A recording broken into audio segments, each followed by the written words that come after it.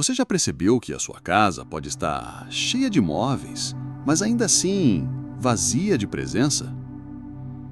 Já notou que o barulho do relógio à noite pode se transformar numa espécie de grito silencioso que só você ouve? Essa não é uma história qualquer. É o retrato de milhares de mulheres no Brasil. Mulheres que aprenderam a viver sozinhas, mas que carregam um peso que poucas pessoas conseguem enxergar: a solidão feminina. Mas será que estar sozinha significa de fato estar perdida? Ou será que existe uma força escondida na solidão que pode transformar a dor em poder? A realidade invisível da mulher sozinha. No Brasil, milhões de mulheres vivem sozinhas. Algumas por escolha, outras por necessidade, outras ainda por consequência de histórias que preferem não contar. Mas o que torna essa solidão única não é apenas a ausência de companhia. É o peso invisível que vem junto. A solidão feminina não é neutra. Ela é julgada. Uma mulher sozinha é constantemente observada como se tivesse falhado em cumprir um roteiro que a sociedade insiste em escrever por ela. Perguntam: cadê o marido? Cadê os filhos? Por que você está sozinha? Essas perguntas não são apenas curiosidades. São formas disfarçadas de dizer: você não está completa. E isso, pouco a pouco, começa a corroer a mente. O silêncio dentro de casa já é pesado, mas o verdadeiro barulho vem de fora, dos olhares, das comparações, das expectativas que nunca foram dela, mas que de alguma forma foram empurradas para dentro do coração. Muitas mulheres, quando trancam a porta atrás de si, não estão apenas enfrentando a solidão dos próprios pensamentos. Elas estão lutando contra o eco de uma sociedade que insiste em dizer: você só será suficiente quando for de alguém. Essa é a realidade invisível. Um fardo que não aparece nas fotos, que não se mostra nos sorrisos compartilhados nas redes sociais, mas que corrói silenciosamente no fundo da alma. A solidão feminina tem duas faces. De um lado, o peso do julgamento externo, mas do outro, uma oportunidade rara e poderosa, a chance de se descobrir de verdade. Quando a casa fica em silêncio, algo estranho acontece. De repente, você não precisa mais desempenhar papéis para agradar ninguém. Não há o olhar do parceiro esperando algo de você. Não há o julgamento da família ditando o que é certo ou errado. Não há a competição velada com outras mulheres sobre quem está mais bem resolvida. Só sobra você. Você com suas sombras, suas dores, suas memórias, mas também com seus desejos mais puros e escondidos. É nesse espaço de silêncio que muitas mulheres começam, pela primeira vez, a ouvir a própria voz. Uma voz que sempre esteve ali, mas que foi abafada pelo barulho do mundo. A carreira que exigia performance, as relações que pediam sacrifícios, as expectativas que não eram suas. A solidão, então, deixa de ser apenas ausência e se torna presença. A presença de si mesma. Muitas descobrem, nesse processo, que viver sozinha não é sinônimo de fracasso, mas de liberdade. Liberdade para decorar a casa do jeito que quiser. Liberdade para cozinhar só para si mesma, sem culpa. Liberdade para dormir em paz, sem medo de cobranças. Liberdade para explorar desejos, paixões e caminhos, sem precisar pedir permissão. É nesse ponto que a solidão começa a se transformar em território sagrado. Um lugar onde a mulher, antes sufocada pelo peso do olhar alheio, começa a perceber que ela mesma é suficiente, que o valor dela não está em ser de alguém, mas em ser inteira para si mesma. Viver sozinha no Brasil, para uma mulher, não é apenas uma escolha íntima, é quase um ato de rebeldia. Isso porque a sociedade ainda olha para a solidão feminina como uma falha. Uma mulher sozinha é julgada de todos os lados. Se não tem marido, dizem que ninguém a quis. Se não tem filhos, dizem que vai se arrepender. Se sai sozinha, é vista com desconfiança. Se aproveita sua liberdade, é chamada de egoísta. O curioso é que esse mesmo peso não recai sobre os homens. Um homem sozinho é visto como independente, até admirado pela sua liberdade. Mas quando se trata de uma mulher, a narrativa muda.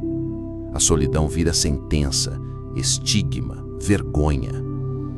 E é nesse ponto que as feridas invisíveis aparecem. Não são cicatrizes que o corpo mostra, mas marcas que a alma guarda em silêncio. O olhar torto da vizinha, a pergunta inconveniente no almoço de família, o comentário disfarçado de preocupação. Você não vai arrumar ninguém. Vai ficar sozinha até quando? Essas frases, repetidas como martelos, vão criando fissuras internas. Muitas mulheres começam a se questionar: será que tem algo errado comigo? Será que não sou suficiente para merecer um relacionamento? E assim, o julgamento externo vira um veneno que corrói por dentro. Mas a verdade é outra. Não é a solidão que fere, e sim o olhar preconceituoso do mundo. Não é a escolha de viver só que machuca, mas a tentativa da sociedade de transformar essa escolha em fraqueza. Por trás desses julgamentos existe medo. Medo de uma mulher que não precisa seguir o roteiro imposto. Medo de uma mulher que não é definida pelo ter alguém. Medo de uma mulher que se pertence. E é exatamente esse medo que revela a força oculta da solidão feminina. Ela incomoda porque mostra que existe vida, sentido e grandeza, mesmo fora daquilo que sempre tentaram impor como destino obrigatório. Filósofas como Simone de Beauvoir nos lembram que tornar-se mulher é um processo, e nesse processo a solidão se torna uma aliada. É na ausência de distrações externas que a mulher aprende a ouvir sua própria voz, a reconhecer seus desejos e a construir sua autonomia. O poder silencioso da mulher que se reconstrói sozinha. A solidão, quando não é vista como punição, se transforma em território sagrado. É nela que muitas mulheres descobrem algo que a sociedade nunca quis que percebessem: a força de caminhar sem depender de ninguém. Viver sozinha é aprender a ouvir o próprio silêncio. É descobrir que a casa vazia pode ser templo e não prisão. É entender que você não precisa da validação de terceiros para existir. E nesse processo nasce um poder silencioso. Não é aquele poder barulhento que grita para o mundo. É um poder que se constrói no silêncio da madrugada, nas lágrimas engolidas em segredo, nas vitórias pequenas que ninguém aplaude, mas que mudam tudo por dentro. A mulher que se reconstrói sozinha aprende a confiar na própria voz. Ela entende que não precisa de salvadores, porque já aprendeu a se salvar. E quando volta a olhar para o espelho, não enxerga apenas solidão, enxerga liberdade, autonomia e a capacidade de criar uma vida inteira do zero. Essa mulher não é frágil. Ela é como uma árvore que enfrentou tempestades, pode ter perdido algumas folhas, mas suas raízes agora são mais profundas do que nunca. Ela sabe que estar sozinha não significa ser vazia. Pelo contrário, significa estar inteira o suficiente para não aceitar metades. E é aí que acontece o paradoxo mais bonito. A mulher que não precisa de ninguém atrai tudo. Não porque corre atrás, mas porque sua presença se torna magnética. Ela não busca preencher um vazio porque já se completou. E isso, por si só, é revolucionário. A solidão, nesse ponto, deixa de ser dor e se transforma em renascimento. Não é um fim, é um recomeço, silencioso, profundo e inquebrável. Existe um momento em que a solidão deixa de doer. Um instante quase invisível, mas transformador, em que a mulher percebe que não está mais sozinha, está livre. Essa é a diferença entre isolamento e liberdade. No isolamento, você sente falta de algo que não tem. Na liberdade, você descobre que não precisa daquilo para ser feliz. No Brasil, onde tantas vezes o papel da mulher ainda é condicionado a estar ao lado de alguém, escolher estar sozinha é um ato de coragem. É quase um manifesto silencioso contra as expectativas. É gritar sem palavras: eu existo inteira, mesmo sem companhia. A liberdade radical da solidão é caminhar pelas ruas sem medo de julgamentos. Entrar em um restaurante e sentar sozinha, não porque não havia companhia, mas porque você é a sua melhor companhia. É viajar sem precisar negociar destinos. É decidir o que comer, a que horas dormir, o que sonhar, sem concessões. Mas o mais poderoso é o que acontece dentro. A mulher que transforma a solidão em liberdade descobre que nada e ninguém pode aprisioná-la novamente. Ela não teme mais perder pessoas porque já entendeu que não perde a si mesma. Ela não tem medo de recomeçar, porque já se reconstruiu uma vez e sabe que pode fazer isso quantas vezes forem necessárias. E quando essa liberdade floresce, nasce também um novo olhar para o amor. Um amor sem correntes, sem carências, sem jogos de poder. Um amor escolhido e não implorado. Porque quem já se completou na solidão só aceita o que soma. Esse é o ponto final da jornada. A solidão não foi inimiga, foi mestra.